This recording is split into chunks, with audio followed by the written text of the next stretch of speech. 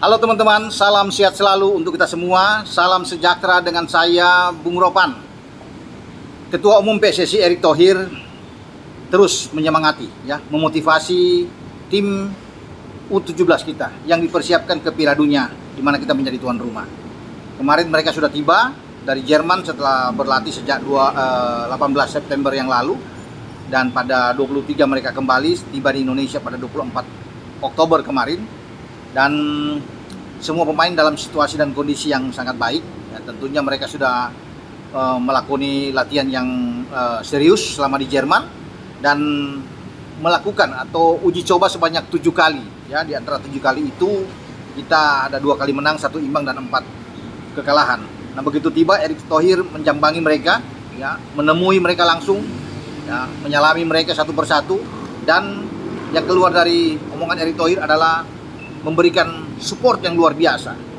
Jadi Erick bilang, kalian harus tampil habis-habisan. Ini untuk nama bangsa dan negara. Kalau perlu ini bikin mereka menangis dalam pertandingan menghadapi kita. Memang kita berada di grup yang tidak mudah. Ini misi sulit bagi Bima Sakti dan tim Aswandia. Ekuador akan menjadi lawan kita pada tanggal 10 November di Stadion Gelora Bung Tomo, Surabaya. Bukan tim sembarangan. Ini menjadi salah satu tim terkuat dari Amerika Selatan.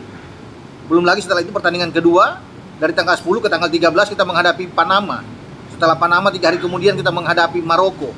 Ini semua tim-tim yang berpotensi besar untuk bisa mengalahkan kita. Memang harapan dari Erick Thohir sebagai ketua umum melihat tim kita ini, Arkan Kakak dan kawan-kawan, terus melaju sampai ke fase knockout. Artinya keluar dari fase grup. Kita berada atau di babak 16 besar sampai 8 besar itu menjadi harapan. Namun untuk mencapai ke sana kan tidak mudah. Walaupun kita sudah berlatih juga di Jerman, tapi masih banyak evaluasi yang dikatakan oleh Bima Sakti sebagai pelatih. Ini kekurangan-kekurangan yang harus ditambal dengan cepat. Situasi kita itu mepet sekali. Persiapkan tim kita di antara semua tim yang sudah bersiap, kita baru dibentuk. Mungkin hanya dalam 4 bulan terakhir untuk bisa masuk ke Piala Dunia. Sebelum kita ke Jerman dan artinya sudah kembali.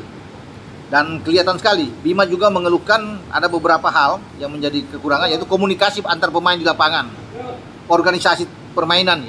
Ini yang paling penting, sehingga dia harus cepat untuk mengisi ini, karena sudah di depan mata Piala Dunia U17 ini akan berlangsung. Tidak mudah kita berada di grup A. Kuncinya ada di pertandingan pertama melawan Ekuador. Kalau kita menang melawan Ekuador, ini semua aman.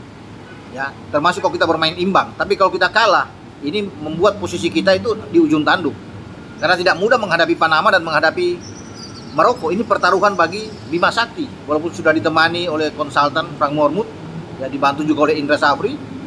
Tapi ini pekerjaan yang fokus, perlu konsentrasi besar bagi tim kepelatihan kita. Dan kita juga berharap memang, semoga tim kita bisa berbuat banyak. Bukan hanya kita sebagai penyelenggara terbaik nantinya di urusan Piala Dunia sebagai tuan rumah, tapi untuk urusan tim nasional juga kita harus bisa memperlihatkan sesuatu yang bagus. Itu kan menjadi harapan semua masyarakat Indonesia. Tapi kita juga harus bisa melihat secara realistis persiapan kita yang sangat pendek dengan tim yang ada saat ini, dan belum begitu bagus karena berhadapan dengan Mainz aja, dengan Eintracht Frankfurt, Melbourne, terakhir dengan FC Köln, kita tidak bisa bikin apa-apa. Bahkan 2 pertandingan kita tidak bisa membuat gol, kalah dengan 3-0 saat menghadapi Eintracht Frankfurt dan menghadapi Mainz. Ini yang menjadi catatan penting untuk semua dibenahi di saat ada sekarang, karena kita akan, kata Bima, masih akan ada uji coba sedikit, mungkin 1-2 kali uji coba lah di Jakarta dan di Surabaya. Penentuan pemain segera akan diumumkan. Ini akan diberikan kepada PSSI yang akan merilis pemain-pemain mana. Mungkin di akhir bulan ini kita siapa-siapa pemainnya akan diumumkan, karena harus ke Surabaya. Kemudian sekarang ada 29 pemain, dan akan ada mungkin sekitar 8 atau 9 pemain yang akan dicoret. Itu hanya bisa terdaftar 21 pemain. Ini kan masih juga siapa yang akan keluar, yang akan out dari mereka yang menuju ke Jerman dan saat ini ikut pulang Indonesia, hanya 21. Nah, apakah 3 pemain diaspora yang ikut bersama, bahkan 2 diantaranya sudah bisa membuat gol, ada Amar Raihan Birkic dengan ada Choyun Damani kemarin yang masing-masing membuat 1 gol dalam 2 pertandingan eksibisi atau uji coba terakhir, akan dimasukkan. Kalau Welber Jardim, saya yakin dia sekarang sudah ikut bersama dengan rombongan ada dia mungkin bisa masuk. Tapi kita bisa tidak melihat ada Amar Berkis, ya, pemain dari Hoffenheim ini, apakah dia akan masuk karena dia masih ada di Jerman, dia tidak ikut dengan rombongan. Tapi saya berharap dia ada di dalam, dia dalam tim. Yang menjadi tanda tanya juga dengan Choi Yundamanik ini. Ya, kalau tidak ada pemain-pemain seperti mereka memang agak sulit, ya. Walaupun kita berharap bersama bahwa tim ini bisa lolos. Dengan harapan itu tadi, kita harus bisa menang melawan Ekuador dalam pertandingan pertama, jangan sampai kalah. Artinya imbang lah, sekali lagi itu imbang lah, udah cukup bagi kita untuk masih bisa punya harapan.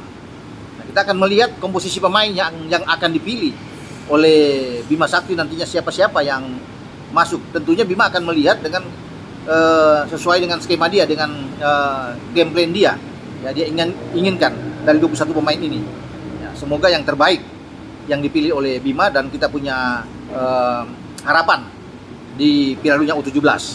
Oke, sampai di sini dengan saya Bung Ropan untuk berbicara tentang tim U17 kita setelah Ketua Umum terus memotivasi tim ini agar tim ini bisa berbuat yang terbaik, dan juga tanggung jawab dari seorang Bima Sakti sebagai pelatih kepala yang saya bilang tadi, sebuah pertaruhan besar bagi Bima ketika dia berada di posisi paling depan sebagai arsitek tim nasional U17. Oke, jangan Bung Ropan. Ciao.